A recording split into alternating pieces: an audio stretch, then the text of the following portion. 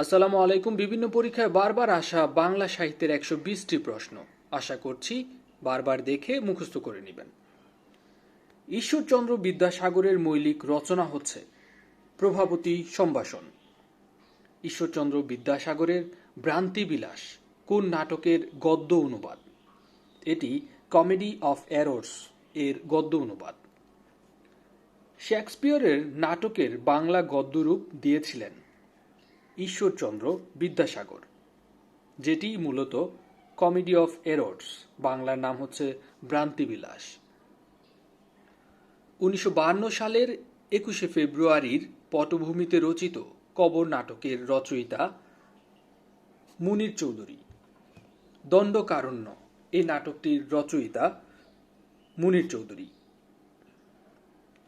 চিঠি নাটকটি রচনা করেছেন মুনির চৌধুরী। রক্তাক্ত প্রান্তর এর পটভূমি ছিল পানিপথের তৃতীয় যুদ্ধ। কোনটি ঐতিহাসিক নাটক? এখানে ঐতিহাসিক নাটক হচ্ছে রক্তাক্ত প্রান্তর, যেটি পানিপথের তৃতীয় যুদ্ধ নিয়ে লেখা। মুনির চৌধুরীর অনুদিত নাটক হচ্ছে মুখরা রমণী বশীকরণ। কোনটি মুনির চৌধুরীর অনুদিত নাটক? রূপালী কৌটা মুনির চৌধুরীর অনুদিত একটি নাটক। মুনির চৌধুরীর রচিত মুখরা রমণী বশীকরণ এটি মূলত একটি অনুবাদ নাটক।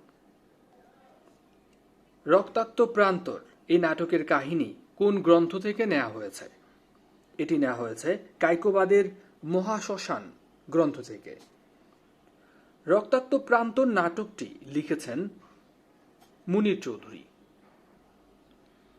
বাংলায় টাইপরাইটার নির্মাণ করেন মুনির চৌধুরী। মুনির চৌধুরীর মীর মানস এটি কোন জাতীয় গ্রন্থ?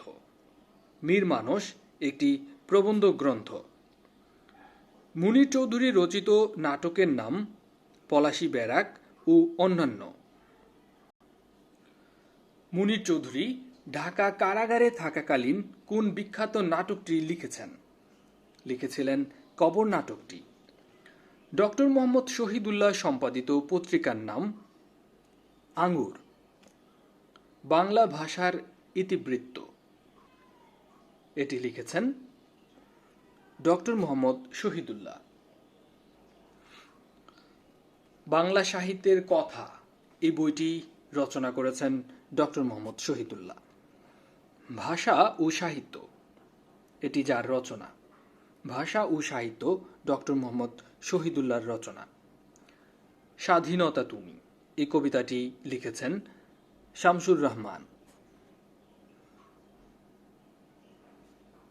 তুমি আসবে বলে হে স্বাধীনতা এটি রচনা করেছেন শামসুর রহমান। আসাদের শার্ট এই কবিতার লেখক শামসুর রহমান। উদ্ভট উটের পিঠে চলছে স্বদেশ এই কাব্যগ্রন্থটির রচয়িতা শামসুর রহমান। নিরালোকে দিব্যরথ এই কাব্যগ্রন্থটি রচনা করেছেন শামসুর রহমান।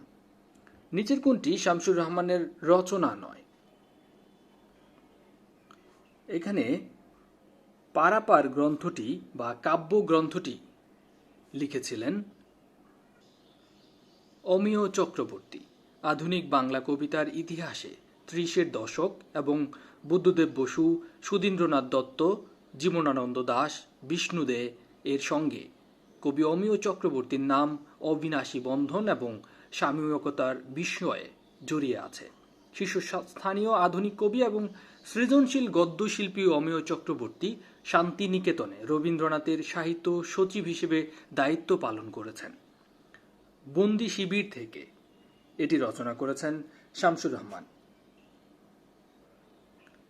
শামসুর রহমানের মুক্তিযুদ্ধভিত্তিক কাব্যগ্রন্থ বন্দি শিবির থেকে। নিচের কোনটি শামসুর রহমানের কাব্য? শামসুর রহমানের কাব্য হচ্ছে রৌদ্র করটিতে। বাংলাদেশ স্বপ্ন দেখে কাব্যগ্রন্থটি রচনা করেছেন শামসুর রহমান। শামসুর রহমানের প্রথম কাব্যগ্রন্থ হচ্ছে প্রথম গান দ্বিতীয় মৃত্যুর আগে। দুঃসময়ের মুখোমুখি এই গ্রন্থটি রচনা করেছেন শামসুর রহমান। কবি শামসুর রহমানের কাব্যগ্রন্থের নাম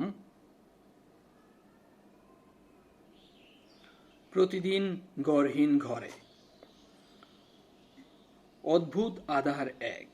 মুক্তিযুদ্ধভিত্তিক এই উপন্যাসের রচয়িতা শামসুর রহমান।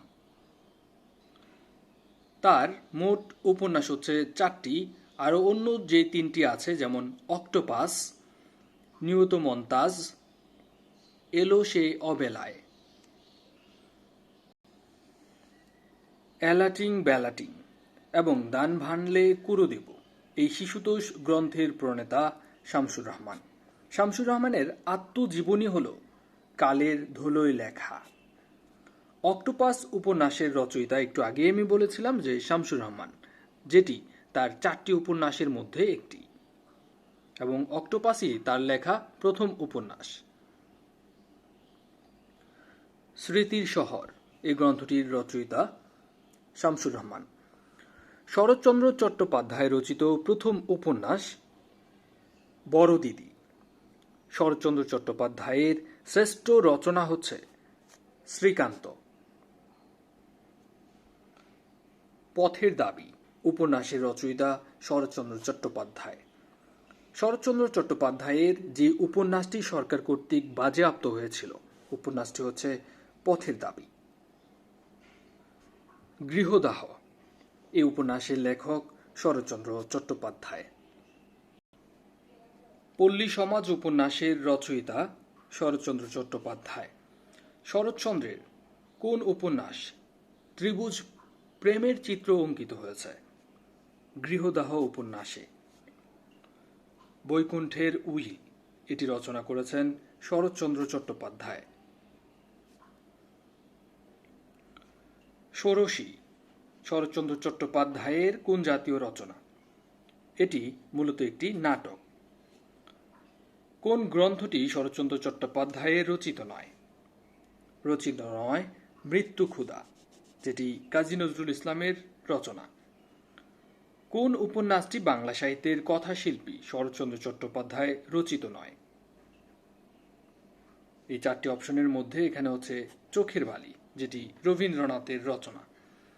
কোনটি সঠিক? এখানে সঠিক হচ্ছে পথের দাবি, যেটি একটি উপন্যাস।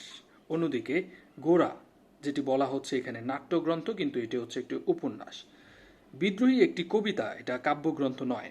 ৭১-এর দিনগুলি,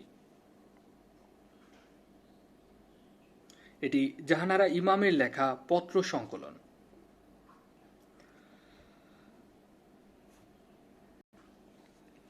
বেগম রোকেয়া সাখাওয়াত হোসেন এর জন্ম 1880 সালে। কোন লেখিকা মুসলিম নারী জাগরণের অগ্রদূত হিসেবে সমধিক পরিচিত? রোকেয়া সাখাওয়াত হোসেন। বেগম রোকেয়ার অবরোধবাসিনী যে ধরনের গ্রন্থ? অবরোধবাসিনী একটি প্রবন্ধ গ্রন্থ। বেগম রোকেয়ার শ্রেষ্ঠ গ্রন্থ কোনটি? শ্রেষ্ঠ গ্রন্থ হচ্ছে অবরোধবাসিনী। পদ্মরাগ এটি কার রচনা?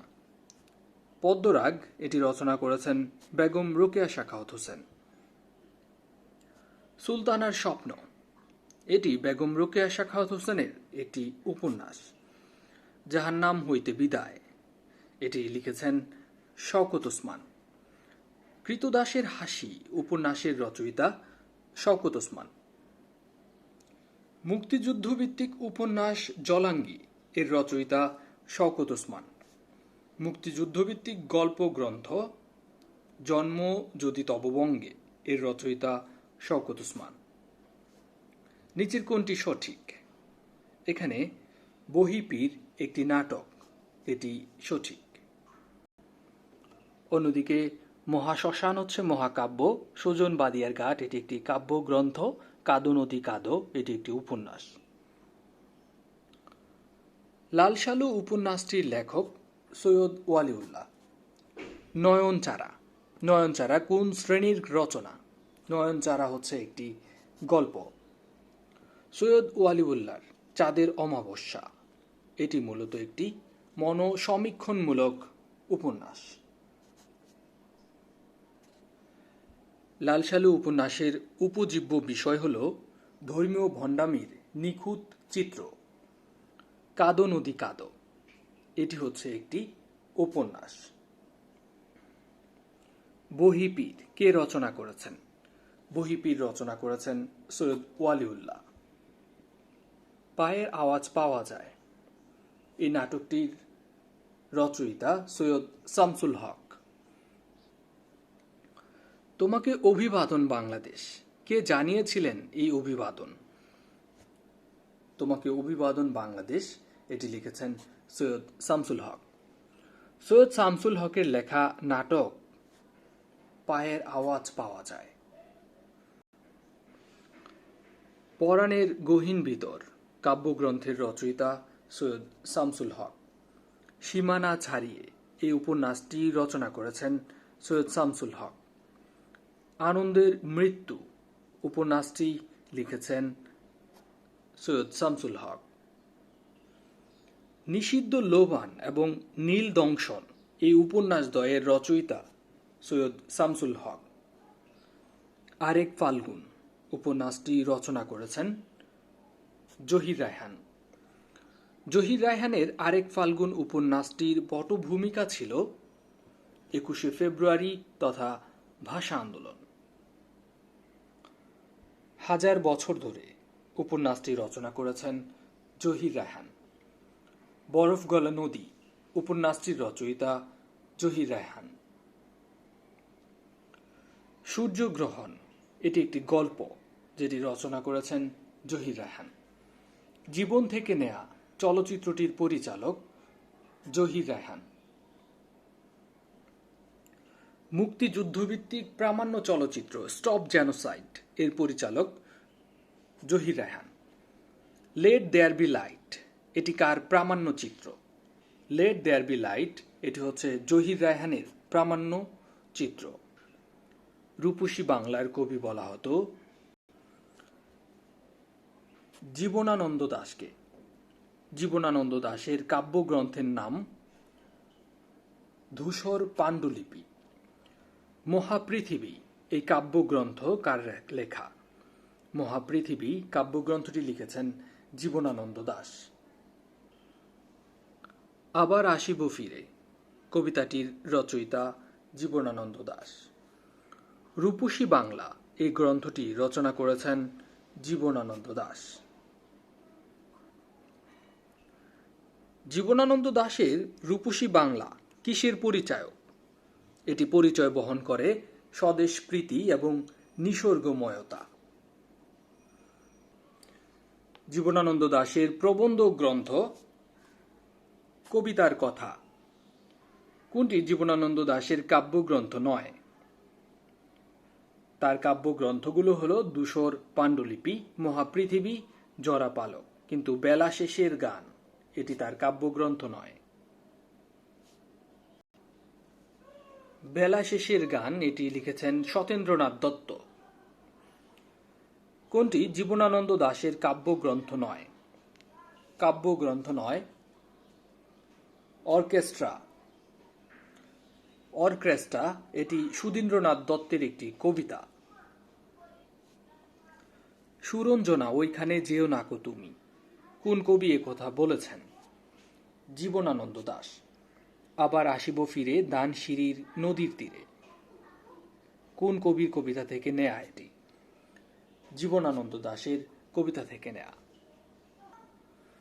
জীবনানন্দ দাশের জন্মস্থান বরিশাল জেলায়। সতীদাহ প্রথা রহিতকরণে কোন সমাজ সংস্কারের ভূমিকা উল্লেখযোগ্য? সমাজ সংস্কারক মূলত তিনি রাজা রামমোহন রায়। রাজা রামমোহন রায় কোন আন্দোলনের নেতৃত্ব দিয়েছিলেন? সতীদাহ প্রথা বিলোপে। সতীদাহ প্রথা প্রসঙ্গে রামমোহন রায়ের রচিত পুস্তকের নাম হচ্ছে প্রবর্তক ও নিবর্তকের সংবাদ। কোন গ্রন্থটি রাজা রামমোহন রায়ের রচনা নয়? রাজা রামমোহন রায়ের রচিত নয় বেদান্ত চন্দ্রিকা, এটি মূলত লিখেছেন মীর মোশাররফ হোসেন। মধ্যযুগে বাংলা সাহিত্যিক সর্বপ্রথম ধর্মনিরপেক্ষ সাহিত্য রচনা শুরু করেছিলেন আলাউল। আরাকান রাজসভার শ্রেষ্ঠ বাঙালি কবি ছিলেন আলাউল। আলাউলের শ্রেষ্ঠ রচনা হচ্ছে পদ্মাবতী। আলাউলের পদ্মাবতী কি ধরনের গ্রন্থ? আলাউলের পদ্মাবতী ছিল রোমান্টিক প্রেম কাব্য। নিচের কোন গ্রন্থটি আলাউলের লেখা নয়? আলাউলের লেখা হচ্ছে তোহফা, সিকান্দার নামা, সয়ফুল মুলক বদিউজ্জামান। কিন্তু রত্নাবতী এটি লিখেছেন মীর মোশাররফ হোসেন।